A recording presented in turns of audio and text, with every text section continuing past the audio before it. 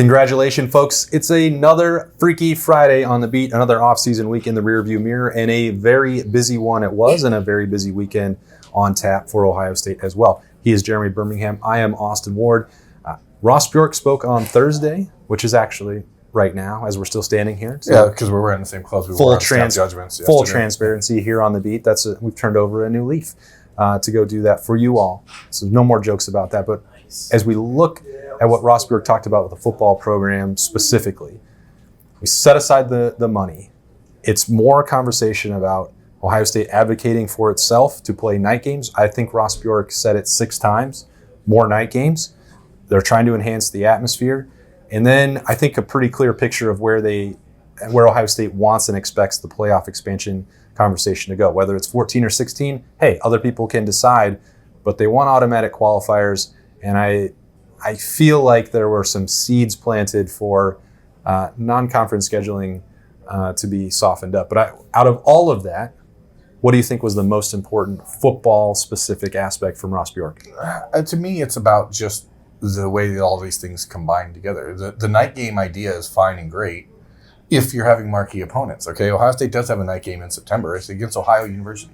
It's fine to do all these renovations to the horseshoe. And he said that they're looking into a new video board for 2026. They're looking at new LED ribbons. They're looking at different lighting and different sounds. And but none of that stuff matters if you're not playing a night game, because a lot of that stuff isn't even going to show up in the middle of the day. So like all these things work together, but all of it goes back to Ohio State understanding that they have to modernize the facilities around here to keep up with where the football program is going. The football program is a rocket ship right now.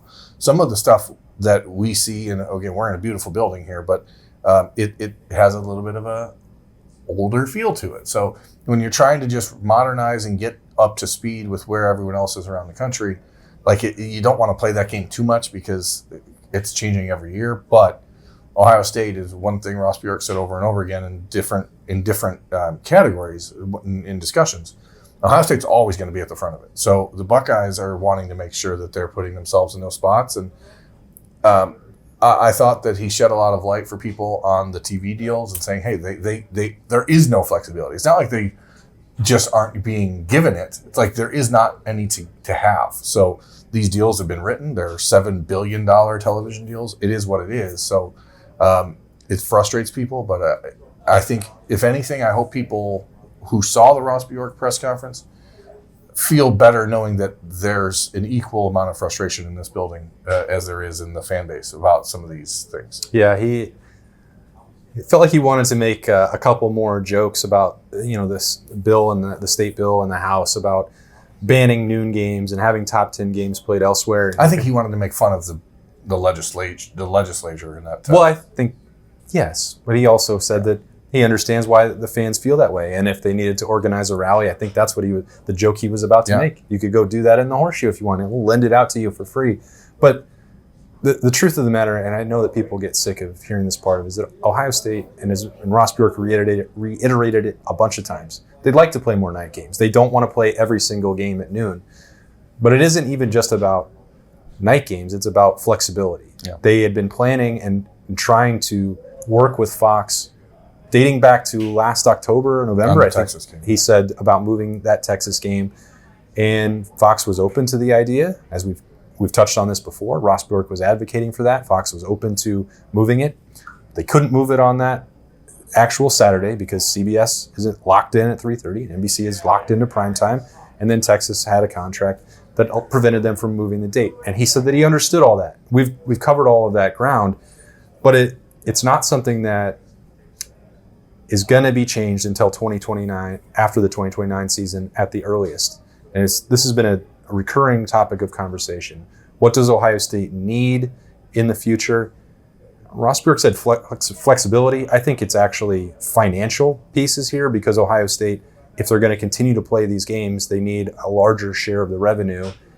And I think as we tied that up into everything that we talked about on Thursday on Snap Judgments coming out of the Ross Bjork press conference, this is not a program that is going to shirk away from finding those revenue streams. So you're either going to give them the one thing, which is if they want to play a game at night, you're going to help them do that, or you're going to pay them more money. That's probably going to happen too. So it may be both of those things happening. It's the one thing Ross Bjork said repeatedly on Thursday, which is we're carrying the weight. Like they know, Fox knows, the television numbers know. It doesn't lie. Ohio State's games are more watched than anyone else. And so Fox obviously wants to keep putting them in that spot because that's where they're getting the most bang for their buck. So Ohio State needs to get some of the bang back, essentially. Get the bang back. They need to get some of that bang buck back.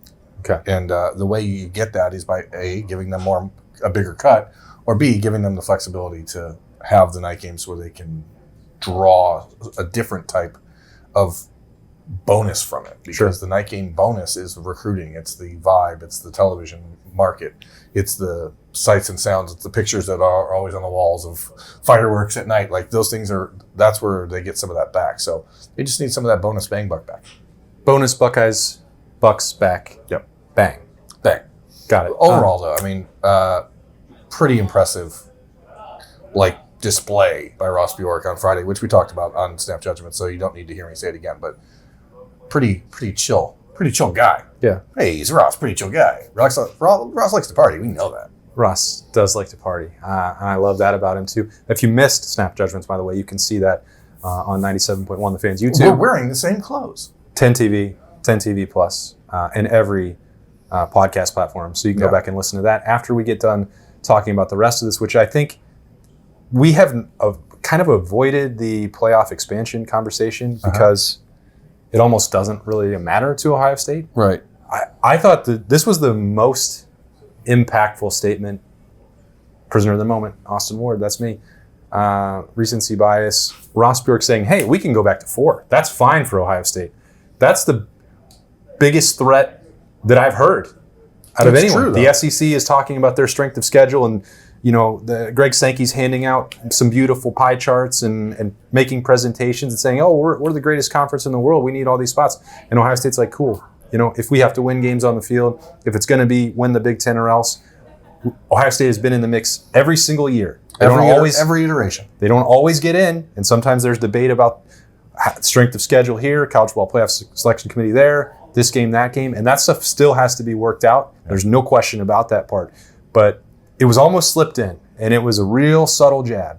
If we can retract this thing back to 4, Ohio State's cool with that. And that's, I think, if the SEC is going to beat its chest and say, wow, we don't like these AQ things, and we think 5 plus 11, the Big Ten is the bad guy. And now you could say, well, Ohio State, they're not being a bad guy about it. They're just saying, if that's the way it's going to be, and you want to cut that part out, and you don't want a mediocre Ole Miss team having a chance to compete for the college football playoff, the Buckeyes are cool with that. And they're going to be the voice. Make no question about that. There is a spot where Ohio State is already exerting its will. Mm-hmm.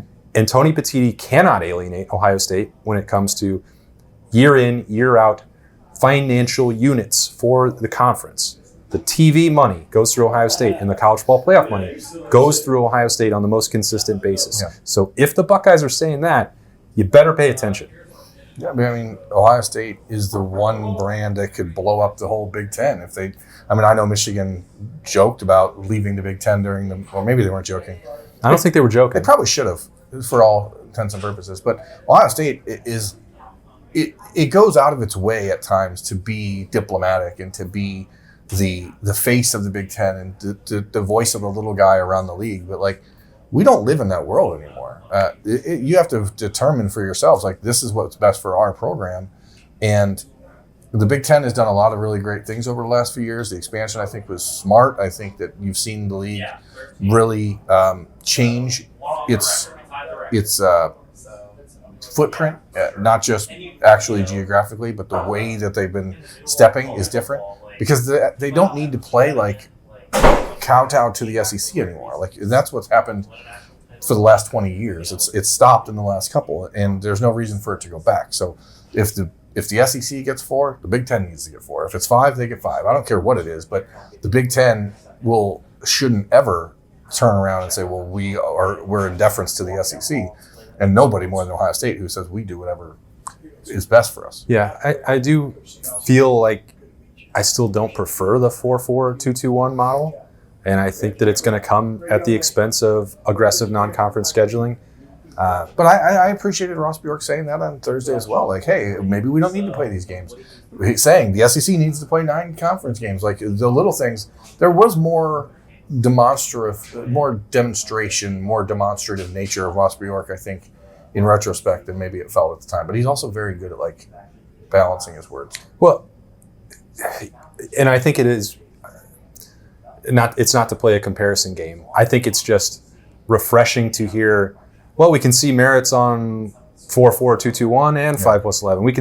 We can understand why this program might want to play 8 games outside the league, and everybody's different and they have rivals. We've heard that from not just previous athletic directors here, but across the college football, college athletics landscape. I think that there was more specific details about what Ohio State thinks it should look like in there than in real time it felt like to me.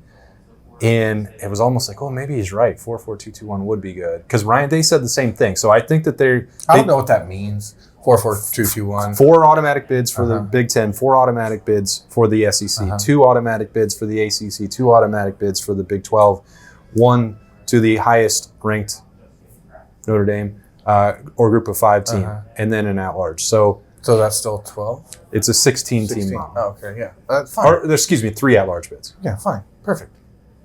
I think it comes. It has to go to 16. I mean, we've talked about this. Sure, but I think it didn't necessarily assuage my concerns, because I do believe if you say you have 4 guaranteed bids for the Big Ten, Ohio State has no motivation or need, desire, however you want to put it, to play Georgia, Alabama, Texas outside of the conference ever again. Now, if it was clearing the way for what I want, which is 12 Big Ten games and 12 SEC games, great. Then hand out these clear-cut paths to get there and 4 automatic bids. Without that, I said, this is nonsense. Yeah, it has to be that way. Like, you can't have, and this is the problem with college football, like you have all these leagues, everyone plays by different rules, everyone has different standards. Like, the NFL doesn't have 16 teams that play 3 division games and another 16 teams that play 6 division games. Like, everyone has to be the same. So, yeah. But I think everyone has to be real with themselves and acknowledge that the SEC and the Big Ten get to make the rules. Like, they are the people they're the money winners. They're the champions on the field. Like, they get to make the rules, and the rest of the conferences around the college football, and by the rest I mean the ACC and the Big 12, because we know this is going to 4 power conferences at some point. It seems inevitable. The rest of college football, the group of 5s or whatever they're called, like, it's going to be its own thing. So, like, all of this that's happening is just one more step toward eventually paring it all down, because you can't expect Toledo and Ohio State to be in the same sport at some level. That's going to have to stop. Other sports maybe, but not football. Sure. So, like women's basketball, made for a really busy Thursday in the Woody Hayes Athletic Center, and outside on the outdoor fields in the indoor practice facility. 4th single-day camp was ongoing, and now that paves the way as well for a, I don't know, what's the right word for it? Loaded recruiting weekend? I mean, it's a pretty important one. You've got 10 official visitors coming in for Ohio State, including all 3 of their offensive line commitments, Sam Greer, Maxwell Riley, Tucker Smith from out in Arizona. You've got CJ Santa making his official visit, the linebacker from Olentangy. He's here this weekend so that he can be around Sincere Johnson, as Sincere Johnson and his Glenville teammate Jameer Perez make their official visits. Jameer committed to Florida. I said Kentucky the other day because to me, Florida and Kentucky are like the same program at this point. Where did you say that? On our show, I thought you said Florida. No, I said Kentucky. Someone in the comments was like, hey, you said Kentucky. Oh. And well, I was like, oh, man. Clarification. I make mistakes. Who else we got? I don't want to be... Akine Ugboko, an offensive lineman from North Carolina who's a Georgia legacy. PJ Dean from South Carolina, defensive tackle, big-time target for Ohio State. Jackson Samuels Ford, who's a defensive end from Pittsburgh area, and then Danny Odom, a corner from Florida. So you got double-digit guys after only 3 official visitors last week. The Buckeyes did have Darius Gray, a top priority interior lineman, on campus on Tuesday and Wednesday. He left on Thursday morning, so I'll try to get a hold of him as I get on my way home today. But overall, like, this is a big weekend for Ohio State. When you talk about the 4 of the 10 visitors are already committed, PJ Dean is a player that's very high on the list, and I think probably leaning toward Ohio State. The same can be said for Sincere Johnson and Jameer Perez. So I think then you get 7 guys all of a sudden. And if you got 7 out of 10 guys who are here that are working toward, hey, we're all committed. We're like, it makes the weekend feel a whole lot different for Danny Odom, the corner from Florida, for Jackson Samuels Ford, the defensive lineman from Pennsylvania, and of course for PJ Dean. Like, now things start to get really moving along. So I think that this is a pretty big weekend. It's not next weekend. Next weekend is monster. That's weekend. the monster. But this one is pretty damned important for Ohio State as they start to try to move this class from where it is now, which is like the second or third ranked class in the country, depending on who you look at, to a class that is like 80% complete, because right now there's still only 14 commits and they need 25 or so. Ohio State came out of last weekend, picked up one commitment on Sunday. The other happened on Tuesday, I believe. Tuesday night, Kerry Wilder, the defensive tackle, Yeah. defensive end from California. We've not talked about it here yet, but from Gardena, California. Really interesting. We talked, like, one visit a month ago he was offered, steps into the campus and says, hey, this is where I want to be. Kerry Wilder, we've seen photos of him now, like, he's listed as a defensive tackle or defensive lineman on some of the recruiting stuff that they don't want to specify too much, but at 6'4" and 260 pounds, super long, he's going to be a defensive end for Ohio State. Or a 3-tech. He's a guy that grows into that 6'4", 285, but he's got really long arms, really long levers all over the place. And I think that he's a guy that Buckeyes fans are going to not hear much about. He's not going to talk a lot. He's not going to be out there doing a lot of chest pumping and recruiting for Ohio State, but Matt Patricia, Larry Johnson were both at his house a month ago.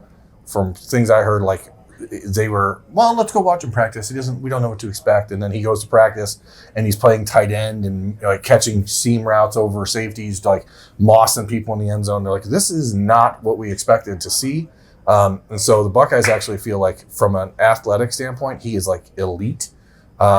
But his national recruiting profile and all that stuff is a little bit underwhelming, just because he didn't do a lot of other stuff. But he's at Juniper Cerro High School, which is a very good program out there in Gardena.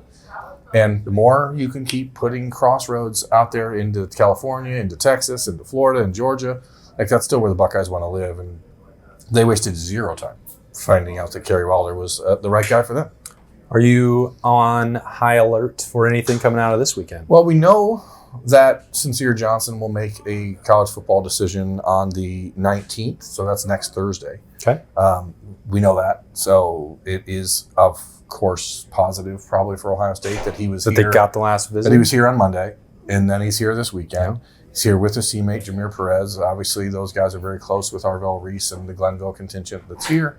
I would be shocked if Jameer Perez doesn't end up flipping to Ohio State at some point. Ooh. What that does for PJ Dean and what it does for other guys who are supposed to come in next weekend, like Deuce Gerald's, we'll find out. The Buckeyes probably need 3 defensive tackles in this class. So if you have the momentum here with PJ Dean, and then you had Jameer Perez, maybe you start to get a little bit more leverage with guys like Deuce Gerald's, who you've been waiting on for a while, and then you have other bigger names that are coming into town. So I think all 3 of those guys, Jameer Perez, PJ Dean, and Sincere Johnson, are very likely to end up in the Ohio State class. Mm-hmm.